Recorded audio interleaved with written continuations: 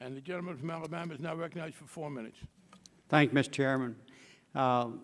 First, let me say, Mr. Peters and I and some others traveled to Afghanistan last week, and I enjoyed our conversation, and I think we came back better informed.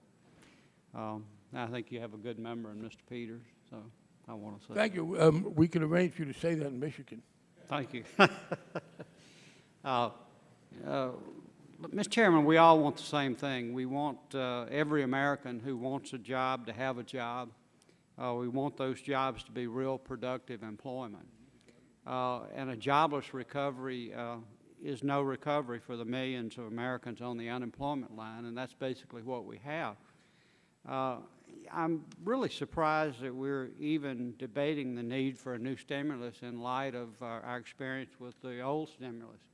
It was just a year ago today that the Obama administration and congressional Democrats really sold the American people on the idea of a government stimulus as a way to create 3.5 million jobs by the end of 2009 and to cap unemployment at 8%. The chairman mentioned his Republican colleagues. Well, you know, to the person, we warned that the stimulus wouldn't work and that those were overblown promises. We said the way to fix an economy that had been distorted by government meddling was not for the government to meddle further. And we continue to believe that the answer is not growing government. Our warnings were not realized, and I think it's time to reevaluate the current course of action, which is just to grow government and more government response, which pulls money out of the private sector. The last thing America needs is a sequel to the so-called stimulus, which only succeeded in adding hundreds of billions of dollars to the debt, an unsustainable debt, and one that I think is a physical catastrophe waiting to happen. The time has come, Mr. Chairman, and this Congress to stop pretending we can spend our way out of recession caused by excessive debt by borrowing and spending yet more money we just don't have. That's not the way that American families recover, by spending more and borrowing more when they're deeply in debt, and that's not the way the government ought to address it. Before he became the chief White House economic advisor, Larry Summers famously asked, "How long can the world's biggest borrower remain the world's biggest power?" We must remember this as we go forward. Unless and until we take the steps necessary to put our house in order, our financial house in order, we will not have an economy capable of producing the kind of jobs that sustain families and communities.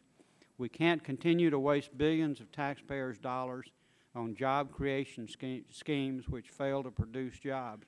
What we need are new solutions that will put Americans back to work without burdening future generations with crushing deficits. A good first step would be to abandon the administration's health care and cap-and-trade proposals, which are freezing small business in place and impeding economic recovery, and focus on policies that promote growth and investment. There's only one way and one way only to spur the creation of new jobs. It is to take the heavy hand of government off the economy's neck and take the government's hand out of ordinary people's pockets. That will let business make what it knows how to make best, and people to have enough money to buy the things they need. The government doesn't make jobs. People create jobs by making things and buying things. Jobs created by government spending, especially in the public sector, take money out of the private sector where most productive jobs are created. So, Mr. Chairman, I want to take a page from President Obama's playbook and invite you and the congressional Democrats and the President to come work with us. Let's pass a financial regulatory reform bill that fixes what's wrong without wrecking what isn't. Let's do the same thing with health care, and let's give businesses and families some certainty about what their income picture will be like for years to come, so they can start budgeting for spending again without worrying what their government will do next. Increased taxes and